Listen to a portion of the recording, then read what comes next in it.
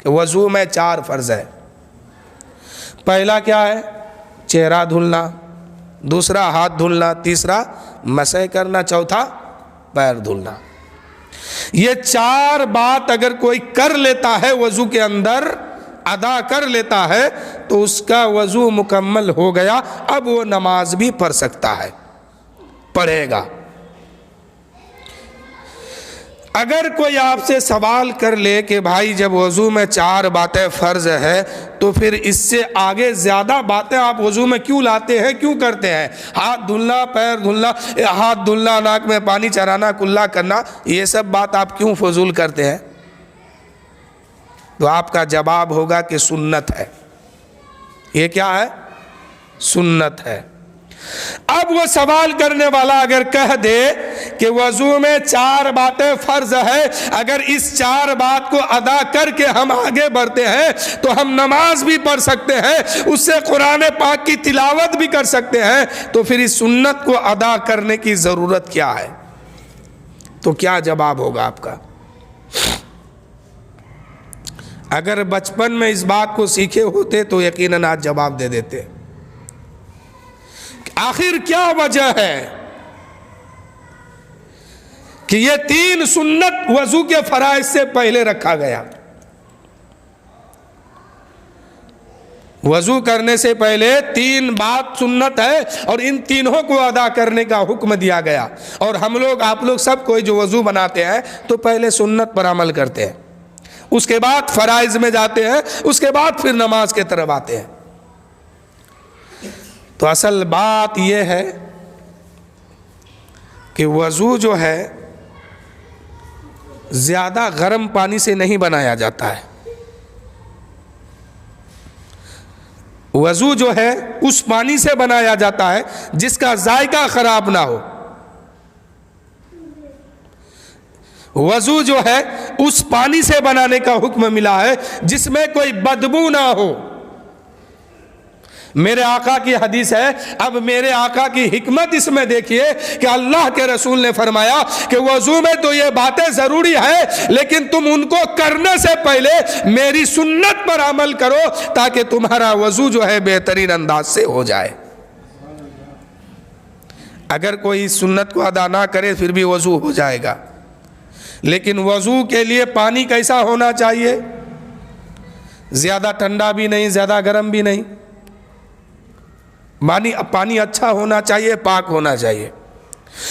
اور جس پانی کا ذائقہ خراب نہ ہو اس پانی سے وضو بنایا جاتا ہے، شربت والے پانی سے نہیں، مٹھاس والے پانی سے نہیں، اس میں کوئی چیز ملا دی اس پانی سے نہیں، اور جس پانی سے بدبو نہ آتا ہو اس پانی سے وضو بنانے کا حکم دیا گیا۔ اب اگر ڈائریکٹ کوئی فرض ادا کرنا چاہے اور اگر پانی گرم ہو ہاتھ میں نہ لے، پانی بدبو ہو ناک میں نہ چڑھائے، پانی میں مٹھاس ہو منہ میں نہ ڈالے، اگر ڈائریکٹ وہ فرض پر جائے گا تو لوٹا سے پانی اپنے اگر چہرے پہ ڈالے گا، پانی اگر گرم ہوگا تو چہرہ جلے گا، اور چہرہ جلنے کے بعد ایسا بگڑے گا چہرہ کہ دنیا میں دکھانے کے وہ قابل نہیں بچے گا۔ اس لیے میرے آقا فرماتے ہیں کہ پہلے اس پانی کو اپنے ہاتھ میں لو، ادھر سنت بھی ادا ہوگی، ادھر پانی میں جانچ بھی ہو جائے گا کہ پانی گرم ہے کہ ٹھنڈا ہے، وضو بنانے کے لائق ہے کہ نہیں ہے۔ اس لیے میرے آقا فرماتے ہیں پہلی سنت تم یہ ادا کرو میری کہ وضو کے لیے ہاتھ میں پانی لو۔ جب ہاتھ میں تم پانی لوگے وضو سنت بھی ادا ہوگی، ثواب بھی ملے گا، اور پانی کا پتہ بھی چل جائے گا کہ پانی گرم ہے کہ نہیں ہے، پانی سے وضو بنانے کے لائق ہے کہ نہیں ہے، فرض ادا کرنے کے یہ پانی اس لائق ہے کہ نہیں۔ اس لیے اس کو ہاتھ میں لو اور ہاتھ دھولو۔ ایک طرف سنت ادا ہوگی، دوسری طرف ثواب بھی ملے گا، اور تیسری طرف پانی کا پتہ بھی چل جائے گا، جانچ بھی ہو جائے گا کہ یہ پانی وضو بنانے کے قابل ہے کہ نہیں ہے۔ یہ ایک سنت ہے۔ اب اس پانی کو کیا حکم ملا کہ پتہ تو چل گیا کہ پانی وضو بنانے کے لائق ہے۔ اب دوسرا مسئلہ آتا ہے کہ اس پانی سے وضو بناؤ جس پانی کے اندر کوئی چیز ملاوٹ نہ ہو، مٹھاس نہ ہو، چینی شکر نہ ڈالا گیا ہو۔ اب اگر چہرہ دھلیں گے تو کبھی پتہ نہیں چل پائے گا کہ پانی کیسا تھا، پانی کا ذائقہ ٹھیک تھا کہ نہیں تھا۔ اس ذائقہ کو چکھنے کے لیے میرے آقا کی سنت پر پھر عمل کرنا ہوگا کہ اب کلا کیجئے، ادھر کلا کریں گے، ادھر نبی کی سنت ادا ہوگی، ادھر ثواب بھی ملے گا، ادھر پانی میں پتہ بھی چل جائے گا، جانچ بھی ہو جائے گا کہ پانی کا ذائقہ کیسا ہے، آگے پانی اس کو لے کے چلنے کے قابل ہے کہ نہیں، اس پانی سے فرائض کو ادا کرنے کے یہ لائق ہے کہ نہیں ہے۔ اس پانی کا پتہ چل گیا کہ پانی صحیح ہے کہ نہیں ہے۔ یہ دوسری سنت ہے۔ اب آقا فرماتے ہیں کہ تیسری سنت یہ ہے کہ ناک میں پانی چراؤ۔ اب ناک میں پانی چرائیں گے تب پتہ چلے گا کہ پانی میں بدبو ہے کہ نہیں ہے۔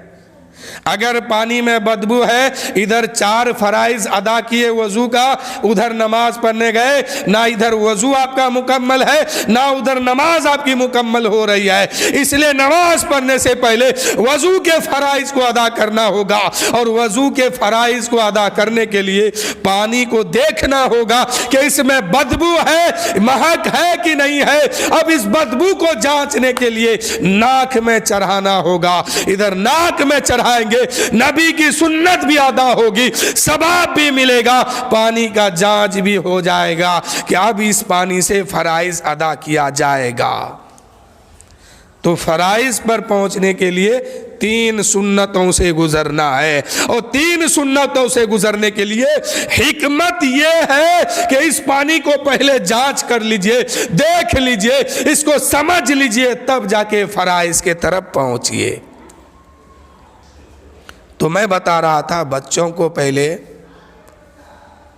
دین کا علم دیا جائے تاکہ اس کو پتا ہو کہ جس وضو بنانے کے لیے ہم بیٹھے ہیں اس وضو کے فرائض کیا ہے، اس میں سنت باتیں کیا ہے، اس کو پتا ہو کہ جس نماز میں ہم کھڑے ہوئے ہیں کس انداز سے ہمیں کھڑا ہونا ہے، کس انداز سے ہمیں رکوع کرنا ہے، کس انداز سے ہمیں سجدے میں جانا ہے، کس انداز سے ہمیں اتحیات پر بیٹھنا ہے۔ اے میرے دوستو، جب کوئی بندے مومن نماز میں کھڑا ہوتا ہے، اس کے نماز میں کھڑا ہونے کے بعد سے لے کے وہاں سے لے کے خانہ کعبہ تک خدا اس کو دیکھتا ہے۔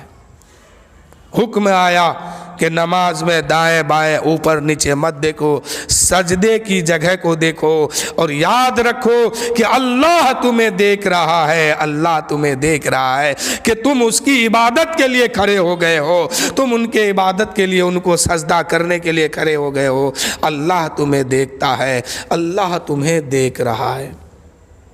تو نماز میں بھی کچھ باتیں فرض ہے، جس میں سے ایک بھی بات اگر چھوٹ جائے جس کو فرض کہا جاتا ہے، ان باتوں میں سے ایک بھی بات اگر چھوٹ جائے تو نماز نہیں ہوگی۔ واجب چھوٹ جائے، یاد آ جائے تو سجدہ 100 کیجئے، کام آگے بڑھ جائے گا، لیکن فرائض میں نہیں بڑھ پائے گا۔ تو اس کو جاننے کے لیے اور خود سیکھنے کے لیے، بچوں کو سکھانے کے لیے سب سے پہلے دین کا علم ہونا ضروری ہے۔ شاعر کہتے ہیں، انگریزی پڑھانا تم بچوں کو مگر پہلے قرآن کے نغموں سے دل ان کا سجا دینا، قرآن کے نغموں سے دل ان کا سجا دینا۔ جس پیٹ پہ پاتھر ہو بھولو نہ سبب اس کا، بھوکا ہو پڑوسی تو چپکے سے کھلا دینا۔